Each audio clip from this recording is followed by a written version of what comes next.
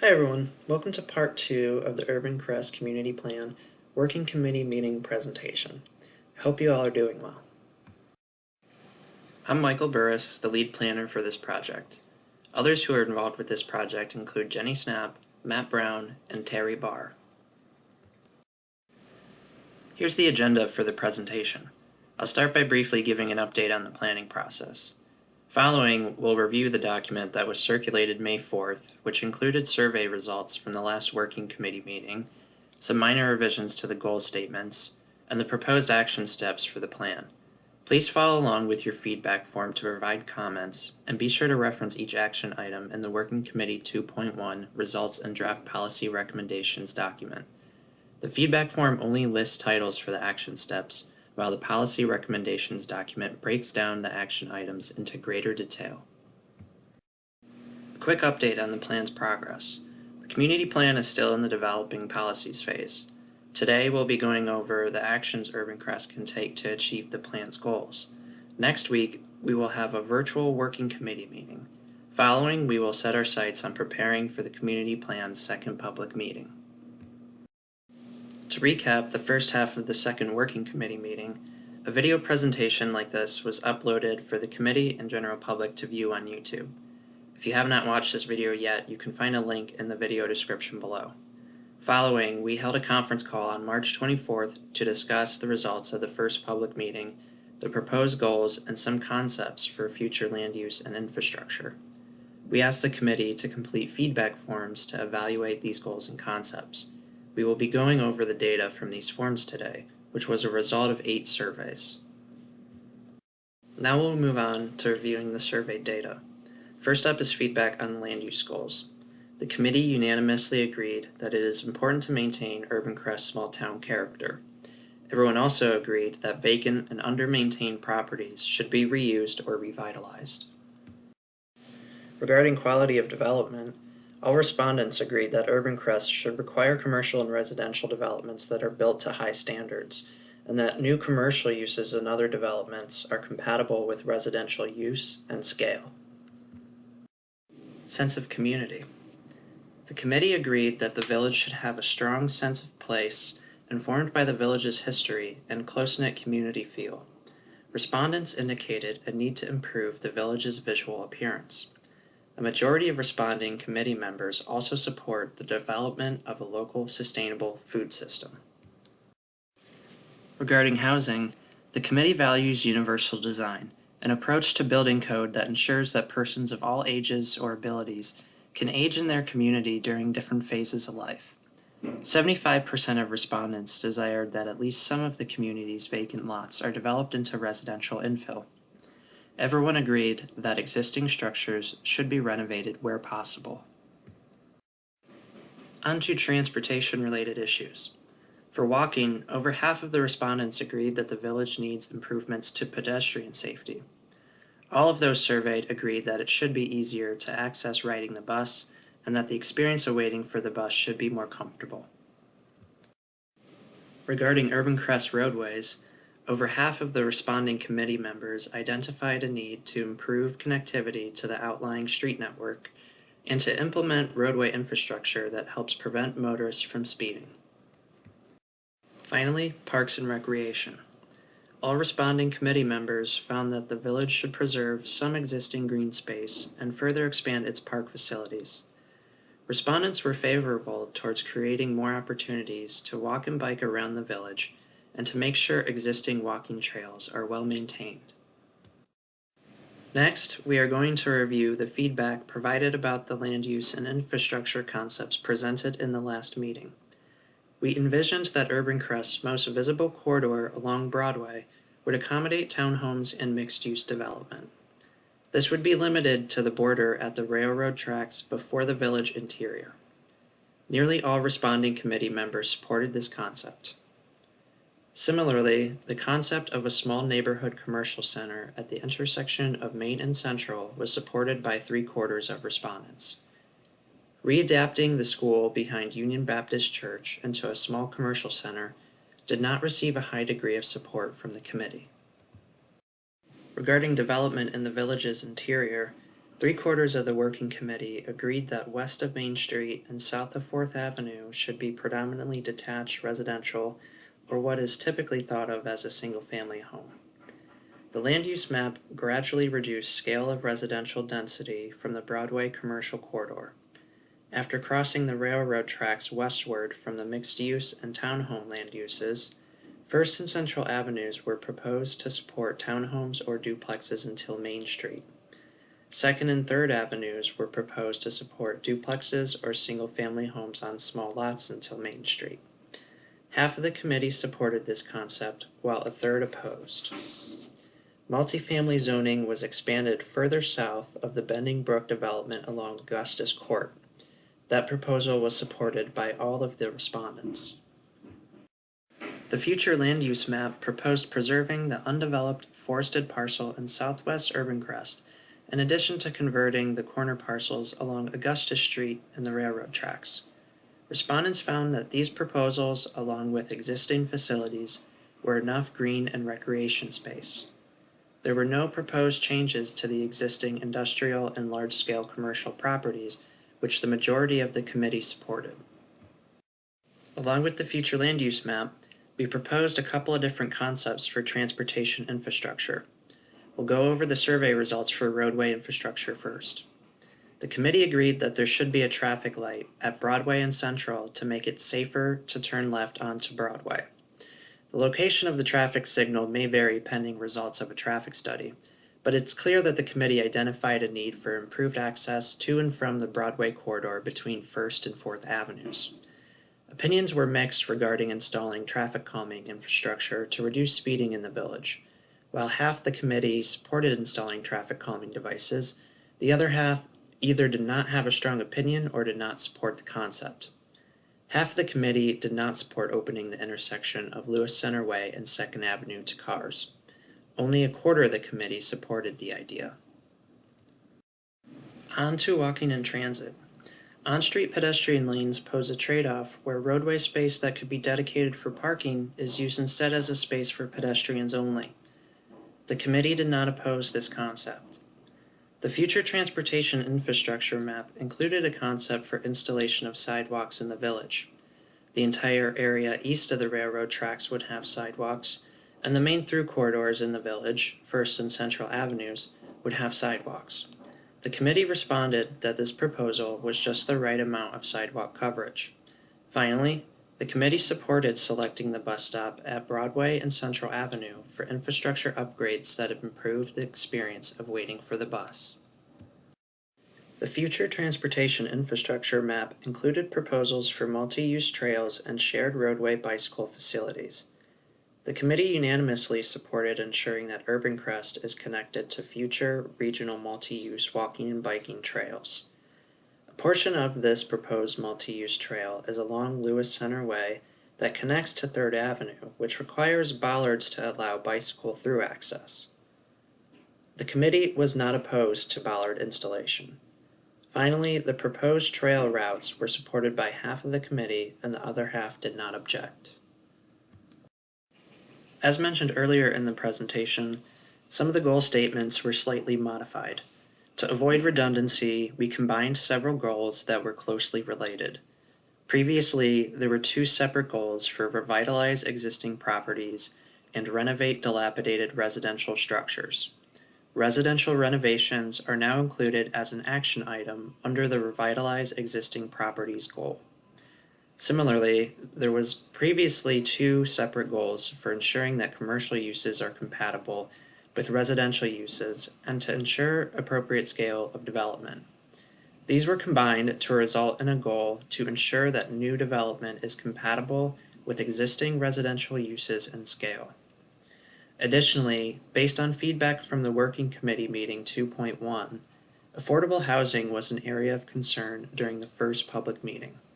Accordingly, we included a goal to maintain and expand Urbancrest's affordable housing stock. Now we'll move on to reviewing the draft action steps. The action steps are an outline for how Urbancrest can achieve the community plan's goals. Keep in mind that the recommended actions may vary from a short to long-term timeline to accomplish. The action steps are divided into subcategories under community development, transportation and infrastructure, and parks and recreation. As we review the action steps, please jot down on your feedback form any comments, suggestions, or questions you may think of. This will inform our revisions to the action steps in preparation for the second public meeting. First, we'll cover action steps for Urbancrest land use. The first goal for land use is to maintain Urbancrest's small-town character, which has 3 corresponding action steps. First, adhere to the recommended land use map, which is intended to balance development with small-town character. The proposed land use will coordinate development in a pattern typical of small towns, with more dense development near commercial corridors and less dense single-family housing on the periphery. Secondly, develop regulations to enhance small-town character. The full set of action steps includes a range of zoning revisions that can enhance Urbancrest's small-town character as the community experiences reinvestment. These zoning revisions are intended to develop characteristics of vibrant small towns, such as allowing mixed-use development, community commercial spaces, and pedestrian-oriented building and site designs. Finally, adopt commercial and residential building standards. Many of the homes in Urbancrest have common site and design elements like porches and locating homes close to the street, which facilitate community building and create a consistent neighborhood feel. The style of homes at the right are common throughout Urbancrest. New residential development can be required to incorporate similar elements to ensure consistent designs with existing homes. Similarly, require that new commercial developments include design elements that are typical of successful small-town commercial developments, such as street-facing windows, breaks in wide walls, and attractive building facades that create visual interest and draw people in. The second goal for land use is to revitalize existing structures. To achieve this goal, connect residents to resources that facilitate home repairs. When homes are subject to code violations, owners can be directed to organizations like the Mid-Ohio Regional Planning Commission and the Economic Community Development Institute for assistance with making repairs to the home. For rental properties, the village can implement a rental housing inspection program that can address issues arising from absentee landlords. Such a program empowers tenants to report landlords who are neglecting regular maintenance to the village, which then enables corrective action. A rental housing inspection program would help to ensure that tenants live in safe, healthy housing while also helping stabilize nearby property values because the rental is better maintained. The final goal for land use is to facilitate maintenance and reuse of vacant properties. First, to ensure that properties are well maintained, expand the regulations of the existing property maintenance code. The existing code can include additional provisions like removal of dead or dying landscaping, maintaining fencing in good condition, and general housing standards to ensure that properties are well maintained. Residents should be referred to home repair assistance programming when issued a citation. Second, work with the Urbancrest Redevelopment Corporation and Central Ohio Community Improvement Corporation, the county land bank, to allow residents to establish community gardens on designated parcels. Both organizations own a number of undeveloped parcels across the village, which could be put to use as community gardens on a temporary or more permanent basis. Finally, pursue corrective actions against tax delinquent property owners. In consultation with the Central Ohio Community Improvement Corporation, strategically acquire parcels with overdue taxes to facilitate putting this abandoned land back to economic use. Next, we'll review the recommended actions for the quality of development goals. First goal for quality of development is to enable high-quality commercial and residential development. This can be achieved by the following. Require the use of stormwater management best practices. Incorporating rain gardens, bioswales, pervious surfacing, and parking lot landscaping creates better control of water runoff and newer substantially modified developments. These elements also create visual appeal by integrating landscaping with development. Second, require new development to be pedestrian-oriented. Locating buildings near the street, placing parking behind or to the side of buildings, and requiring improvements like sidewalks and bike racks are design elements that make the community more accessible. Walkable development is a community amenity that makes neighborhoods more attractive for new residents and commercial tenants. Third, require energy efficient and accessible for all designs. Residential buildings should be built to a high standard that makes them environmentally sustainable and accessible by persons of all abilities. Energy efficient buildings also realize savings on utilities for homeowners and tenants alike. Last, support small business development. Developing small businesses is a community investment that can generate tax revenue and a sense of place that makes neighborhoods unique. The second goal for quality of development is to ensure that new development is compatible with existing residential development and use and scale. To achieve this, implement the future land use recommendations for residential development. In order to preserve the interior village's character of detached single-family homes, the future land use map recommends that the village relocates more intensive zoning that is distributed across the village to strategic corridors between Main and Augusta streets. Secondly, permit a mix of uses in key corridors. Mixed use allows for better integration of commercial activity into the community fabric, and it creates a more walkable neighborhood that allows residents to shop, dine, and recreate close to home. Finally, adopt a neighborhood commercial zoning district. Limited commercial uses, such as doctor's offices or salons, can be easily integrated into neighborhoods through adaptive reuse of residential buildings or new builds designed to resemble residential development. The latter would require design standards included with the neighborhood commercial zoning district. Next up is the set of action steps for building sense of community. In order to create a strong sense of place informed by the village's history, inventory and commemorate historic places. Buildings or culturally significant sites in the village can be commemorated with placards that detail the location's contribution to Urbancrest history. These can be installed through a village-initiated program, or the village can apply for an Ohio historical marker through the Ohio History Connection. Secondly, enhance the community's sense of place through public art installations. Public art can bring vibrancy to underutilized structures or locations, instilling community pride and improving the village's appearance. To create a connection between the village and the artwork, the installation can draw upon local themes, culture, and history to create a piece that the community identifies with. The second goal for building sense of community is to improve the village's overall appearance. This can be accomplished by ensuring that municipal infrastructure has consistent designs and color schemes that create a visual identity throughout the village. Road name signposts, banners, light posts, fire hydrants, bollards, garbage cans, and any other municipal infrastructure visible to the public are all installations this can apply to. The village's appearance can also be improved by installing landscaping improvements in high visibility locations and corridors. Street trees can be planted along key corridors on the sides of streets. They will not only beautify the village, but they can also help reduce speeding and create a calming effect that reduces stress. Finally, initiate a vacant lot improvement program. Poorly maintained vacant lots can be public health and safety risks, appear unsightly, and reduce nearby property values. The Village, Urbancrest Redevelopment Corporation, and Central Ohio Community Improvement Corporation can collaborate to clean up and install small-scale improvements on lots in their ownership. This would include clearing underbrush and dead or dying foliage and cleaning garbage. Following, install small fences and landscaping as desired.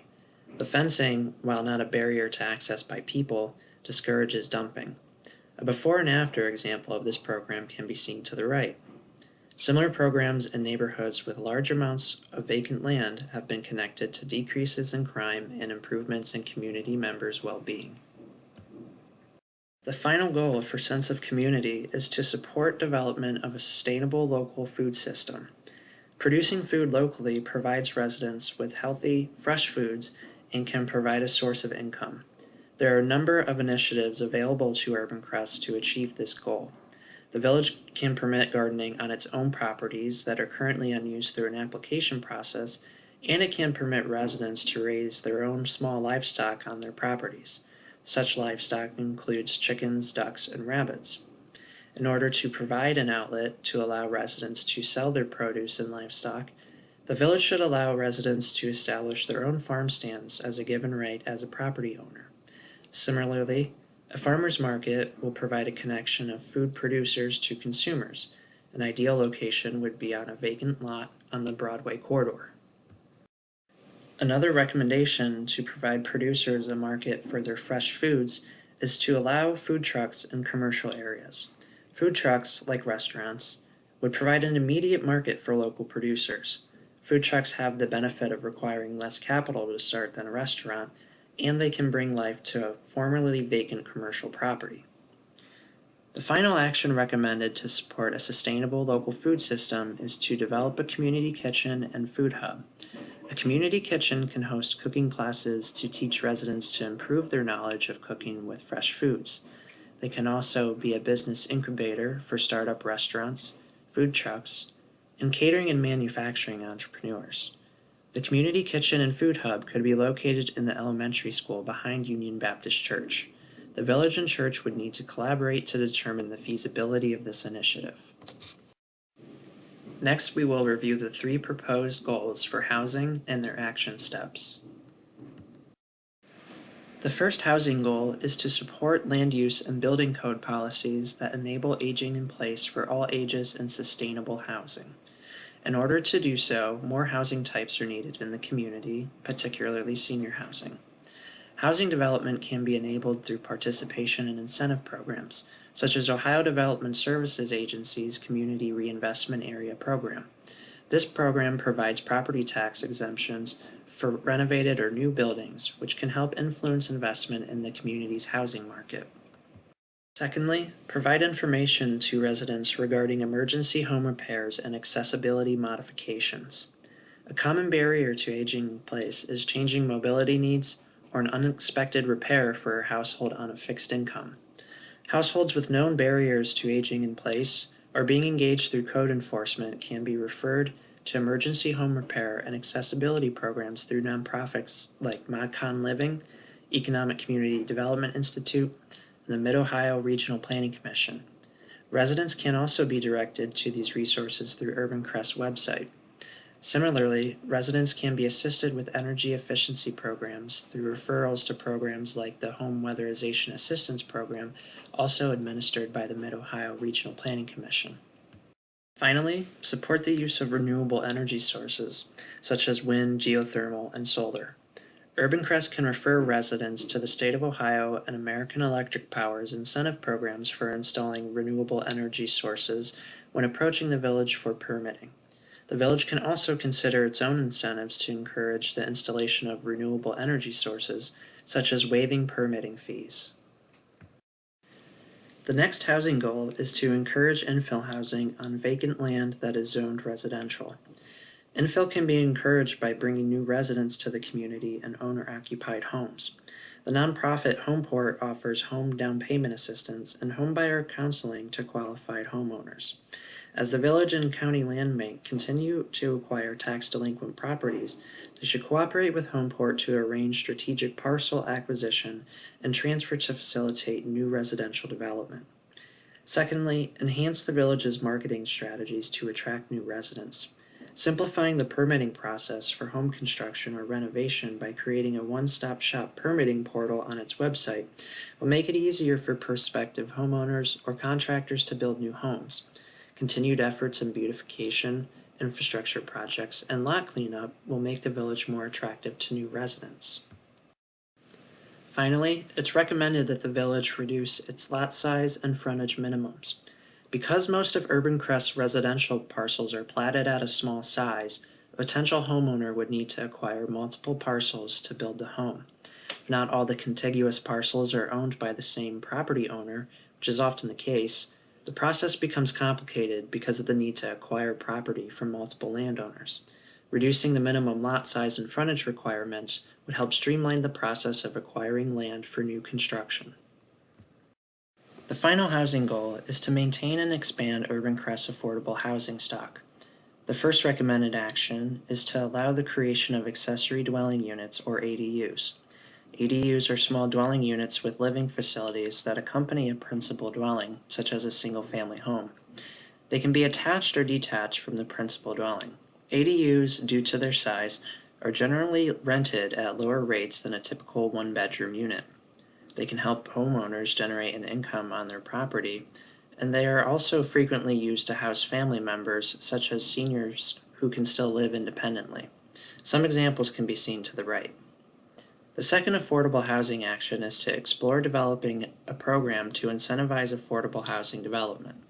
A variety of mechanisms are available to lower the cost of development to help induce the creation of affordable housing, such as waiving or reducing permitting fees, reducing parking requirements, building and lot dimension waivers, and residential density bonuses.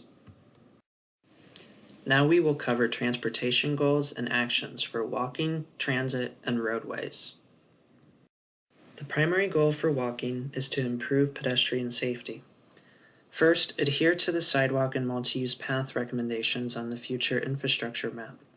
Pedestrian infrastructure will make walking through the village safer, and it provides more opportunities for recreation. Multi-use paths accommodate walking, biking, and other recreational activities. Second, require sidewalks and multi-use paths with developments. When office, commercial, industrial, and multi-unit residential developments are proposed, require sidewalk installation and require extensions of multi-use paths where planned. Third, use pedestrian-friendly designs for major intersections and at strategic locations. Raised crosswalks, warning signs, and overhead lights can be installed to facilitate access to key amenities such as Mayor's Park and the YMCA and Municipal Hall. The Mid-Ohio Regional Planning Commission has a grant program to assist with siting and funding. Fourth, establish a safe walking routes program. Walking is one of the easiest and least expensive ways for adults and children to engage in physical activity. A safe walking routes program would designate a route through the village for infrastructure upgrades, compliance with the Americans with Disabilities Act accessible design standards, street calming, and prioritized maintenance. The route should connect to parks, at least one bus stop, and other community amenities. The goal for transit is to make it more attractive and accessible for riders. To achieve making transit more attractive, initiate improvements to the bus stop at Central and Broadway. Amenities like shade trees, benches, trash cans, and shelters can improve the experience of waiting for the bus. To improve accessibility, ensure that there is an ADA-compliant route to the bus stop. Additionally, refer residents with known accessibility needs to CODA's Mainstream On-Demand service. This service provides shared ride transportation for eligible persons. The first goal for roadways is to improve connectivity to the outlined street network. This can be accomplished by installing a traffic light somewhere on Broadway between 1st and 4th Avenues.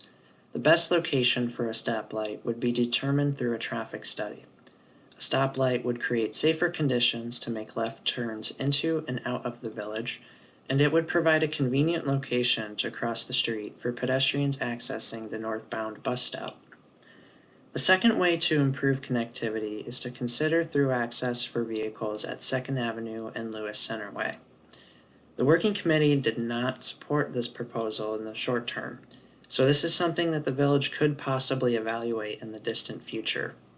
It may be desirable to reduce cross-village traffic as the village interior grows over time.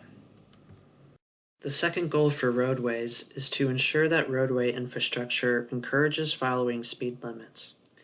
Traffic calming infrastructure physically requires or psychologically influences motorists to reduce speeds. Street trees, speed bumps, curb extensions, lane narrowing, chicanes, and radar signage are some traffic calming instruments the village can consider. Street trees influence motorist speed by providing a visual reference for how fast one is traveling. For example, think of the difference between driving on a street with cars parked on both sides versus a country road with empty fields. The cars provide a subconscious marker of distance traveled, making drivers more aware of their speeds. Street trees provide the same effect. Speed humps, which can be seen in the top right picture, are raised sections of road that physically force motorists to slow down for safe navigation. Curb extensions narrow driving lanes or tighten the radius of a curve for turns, encouraging slower speeds for safe navigation. Lane narrowing reduces the size of driving lanes and causes drivers to navigate the corridor more cautiously. Lanes can be narrowed by adding on-street parking, bike lanes, or curb extensions. A chicane, which can be seen in the center image, is a curve in the road that forces motorists to slow down to navigate the curve. The bump outs can accommodate landscaping to improve visual appearances. Finally, radar signage, which can be seen at the bottom, provides motorists real-time feedback of their driving speed, encouraging them to slow down if they are speeding. The second action to ensure that roadway infrastructure discourages speeding is to consider a complete streets policy. A complete streets policy guides plan and policy making and development review to ensure that roadways safely accommodate all users, including motorists, cyclists, pedestrians, transit riders, and e-scooter users. Preventing speeding would be one goal of such a policy. The Mid-Ohio Regional Planning Commission has a model policy framework available should Urbancrest pursue this further. A third recommended action to reduce speeding is to install stop signs at the railroad crossings at First Avenue and Central Avenue. These two streets are the main thoroughfares across the village, and they are uninterrupted from stop signs or traffic calming devices from Broadway to Main Street. Long stretches of uninterrupted road encourage speeding. Installation of stop signs at the railroad tracks will force speeding motorists to slow down as they travel across the village. Finally, the village can collaborate with the Franklin County Sheriff's Office to deploy temporary radar speed signs and dispatch patrols to areas of frequent speeding. The final set of action steps we'll review is for parks and recreation. The first goal is to preserve some of the village's undeveloped areas as parks and green space. The first action references a thickly wooded parcel of land in southwest Urbancrest that is an opportunity to be preserved as a natural space with walking trails. The village would need to explore options for its preservation with the current property owner. The second action recommends that the village establish park space on the vacant corner parcels along Augusta Street and the railroad tracks. These parcels should be landscaped and include walking paths or sidewalks for recreation. The park space would buffer the interior village from more intensive mixed-use and office land uses to the east. Landscaping these parcels would also have the added benefit of dampening noise generated from passing trains. Finally, maintain and improve existing park facilities. As new facilities are created from undeveloped vacant land, the village must ensure that all facilities are being maintained in good condition. This includes partnering with the YMCA to repair and potentially expand the walking trails on their facilities' grounds. The final goal and set of action steps we'll review is to create more opportunities for walking and biking. The first action recommends that Urbancrest adhere to the proposed future transportation map's multi-use path recommendations. To do so, require that new development includes multi-use path infrastructure on planned routes. Additionally, collaborate with Grove City to install a multi-use path southward on Lewis Center Way to tie into the on-street bike path on Southwest Boulevard. Second, adhere to the transportation map's bicycle facility recommendations. This action involves the installation of shared roadway signage and on-street markings to provide cross-village connections to the multi-use paths on Lewis Center Way and 4th Avenue. Third, install bike racks in public locations. This will allow for residents and employees alike to bike to the municipal building and parks and have safe bicycle storage. Finally, require that bike racks are a component of new or substantially modified developments. And so with that, we've now come to the end of the presentation of the goals and their action steps. So what's next is that on May 13th at 4:30 p.m., we're going to have a virtual meeting via Zoom. You can either call in or video conference with us. The choice of format, it's up to you. And the directions for how to access this meeting were emailed as well as circulated with the agendas. After the 2.2 Working Committee meeting, we'll be moving towards the second public meeting for the community plan, where we will be presenting the revised land use and infrastructure maps, goal statements, and action steps for the community at large to weigh in on. This meeting is intended to be held in June, but the details are forthcoming just due to the nature of ongoing developments with the coronavirus. We'll have a better idea of what the format will be like later on in May, so stay tuned for that. Lastly, here's my contact information. Feel free to contact me anytime with any questions or comments or anything you'd like to have addressed before the next public meeting. And again, I'd like to wish everyone well, and thanks for watching.